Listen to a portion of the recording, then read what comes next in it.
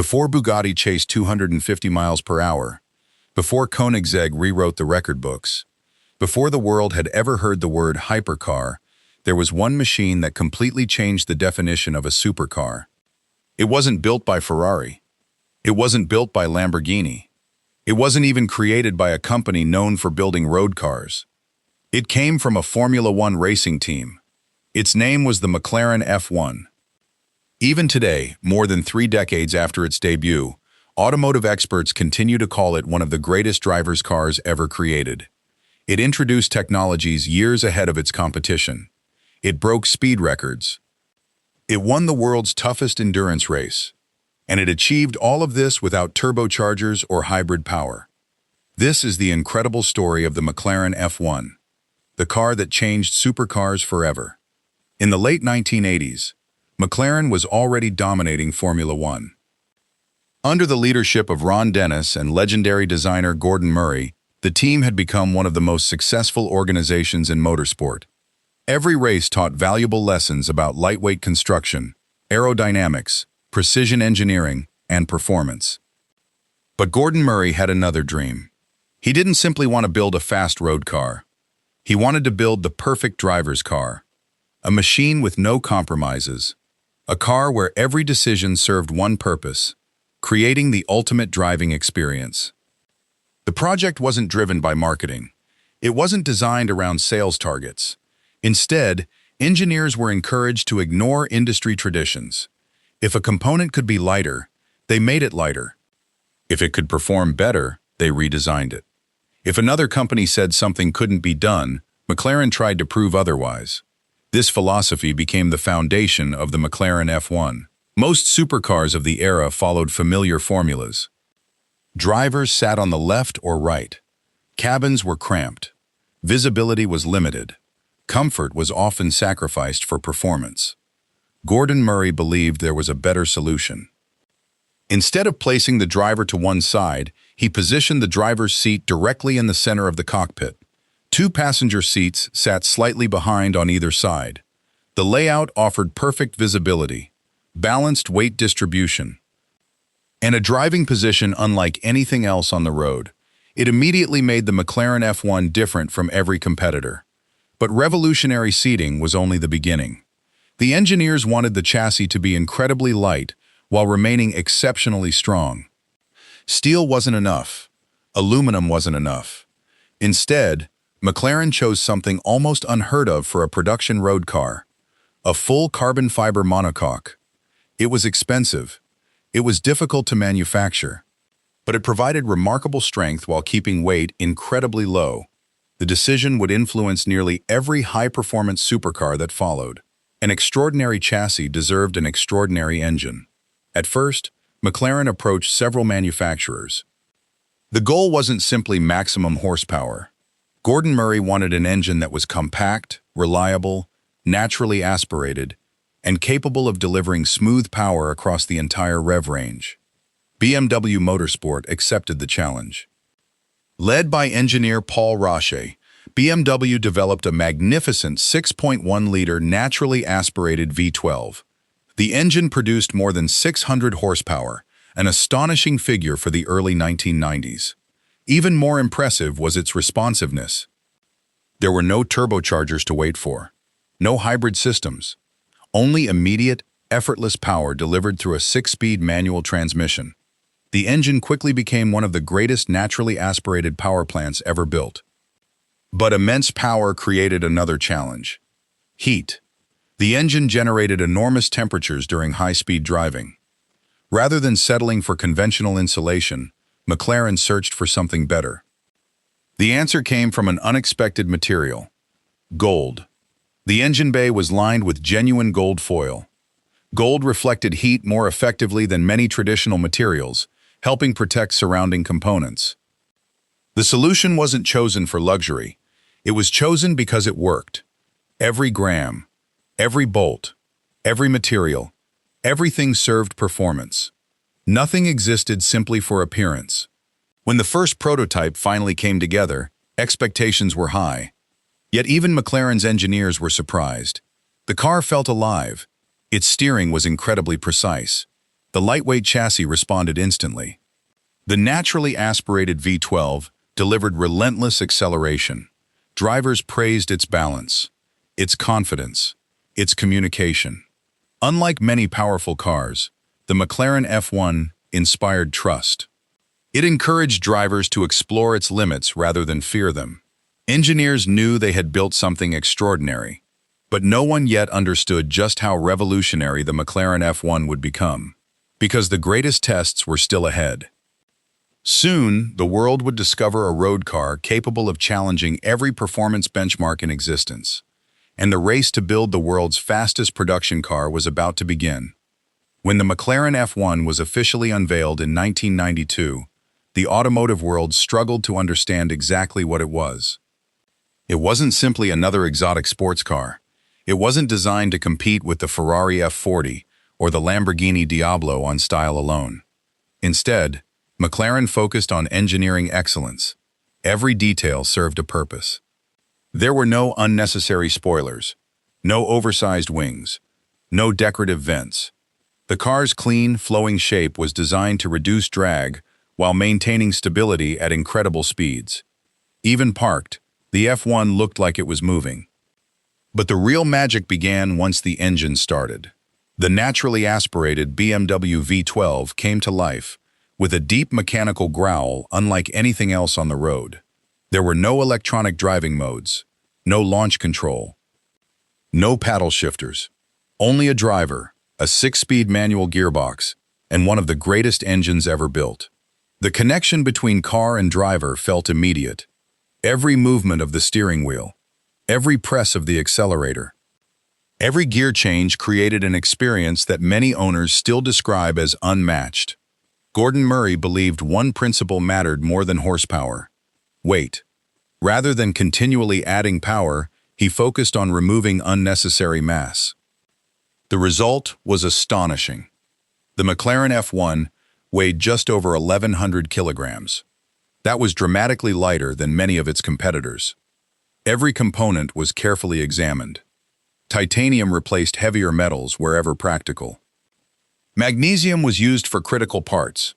Carbon fiber formed the heart of the chassis. Even the toolkit and luggage were specially designed to fit the car perfectly without adding unnecessary weight. Nothing escaped Murray's attention.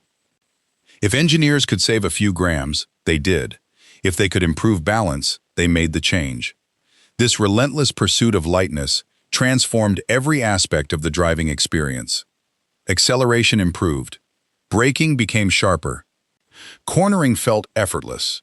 Instead of fighting physics, the McLaren F1 worked with it. By the mid-1990s, rumors about the McLaren F1's incredible performance were spreading across the automotive world. Many believed it might be the fastest production car ever built. To find out, McLaren arranged a high-speed test at Volkswagen's Aerospace proving ground in Germany. The long straight offered one of the few places on Earth capable of safely testing such extraordinary speeds. Behind the wheel was test driver Andy Wallace. As the V12 climbed toward redline, the F1 continued accelerating with remarkable stability. 100 miles per hour, then 150, then 200. Still, the car remained composed. Finally, the McLaren F1 reached an astonishing top speed of 240.1 miles per hour, or 386.4 kilometers per hour. It became the world's fastest production car, and perhaps even more impressive, it achieved this record without turbochargers, hybrid assistance, or all-wheel drive. Pure engineering, pure balance, pure mechanical excellence. The record would stand for years and cement the McLaren F1's place in automotive history. Automotive journalists from around the globe rushed to test the McLaren F1. Many expected incredible speed. What surprised them was everything else. The steering felt alive. The visibility was exceptional. The ride quality remained surprisingly comfortable. The car inspired confidence instead of intimidation. Magazine after magazine praised its engineering. Owners admired its reliability. Compared to many exotic rivals of the era, even competing manufacturers recognized that McLaren had achieved something extraordinary. The F1 wasn't simply faster. It was smarter. Its influence quickly spread across the supercar industry. Carbon fiber construction became increasingly common. Driver-focused interiors gained renewed attention. Lightweight engineering became a priority once again. The McLaren F1 had quietly rewritten the rulebook, but one chapter of its story remained unwritten. Originally, McLaren never intended to race the F1, yet customers around the world had a different idea. They wanted to see it compete.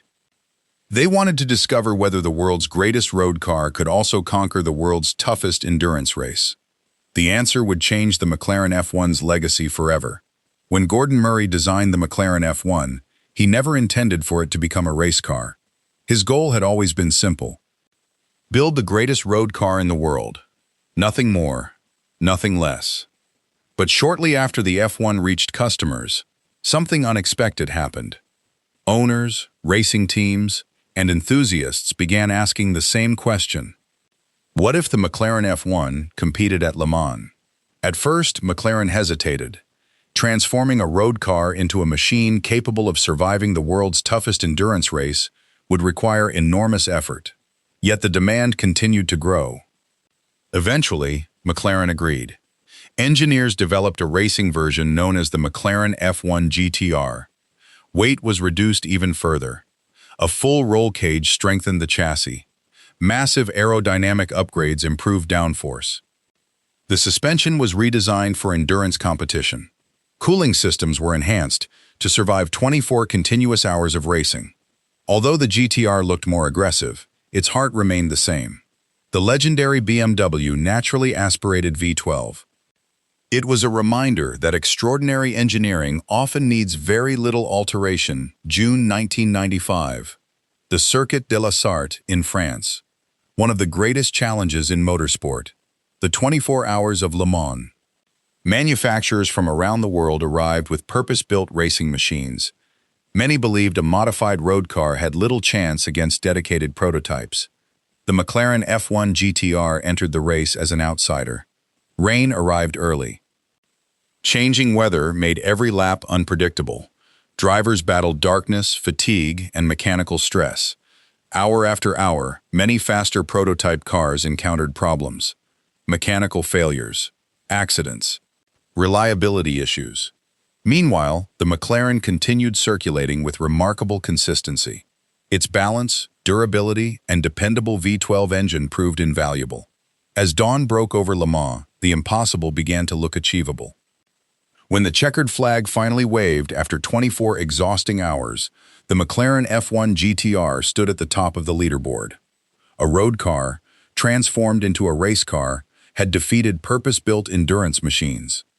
It was one of the most remarkable victories in Le Mans history. McLaren had entered the race once, and won overall on its first attempt. The victory instantly became part of motorsport legend. Following its Le Mans triumph, the McLaren F1 became more than a record-breaking supercar.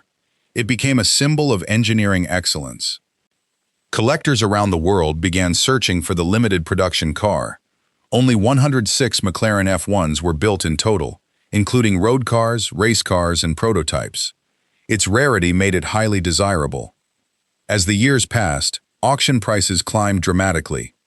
Cars that once sold for around $1 million eventually traded hands for tens of millions. Yet the value wasn't driven by rarity alone. It reflected respect. Respect for Gordon Murray's uncompromising vision. Respect for McLaren's engineering. Respect for a machine that achieved greatness without relying on unnecessary complexity. Even today, modern hypercars feature hybrid powertrains, active aerodynamics, and sophisticated electronics. Many are faster around a racetrack. Some accelerate more quickly. Others produce astonishing horsepower. Yet countless drivers still describe the McLaren F1 as the purest driving experience ever created. Its lightweight design, its manual transmission, its naturally aspirated V12, its center driving position. Every element focused on one thing: the relationship between driver and machine. The influence of the McLaren F1 can still be seen across today's automotive world. Carbon fiber passenger cells have become common among high-performance cars. Lightweight engineering remains a priority. naturally balanced chassis continue to define great sports cars. Driver-focused interiors have returned to prominence. Even Gordon Murray's later creations carried many of the same principles introduced by the F1. The McLaren F1 proved that true innovation doesn't always come from adding more technology. Sometimes it comes from removing distractions, from simplifying, from focusing entirely on the driving experience. More than 30 years after its debut, the McLaren F1 remains one of the most admired automobiles ever built. Not because it held a speed record, not because it won Le Mans, not because it became incredibly valuable, but because it inspired generations of engineers to think differently. It showed that passion, precision, and uncompromising design could create something timeless. The McLaren F1 wasn't simply the fastest car of its era. It redefined what a supercar could be. And that is why its story continues to inspire automotive enthusiasts around the world. Thank you for joining us on the remarkable journey of the McLaren F1. If you enjoyed this documentary, be sure to subscribe for more incredible stories from the world of automotive history. Because sometimes, the greatest legends aren't built to follow history. They're built to create it.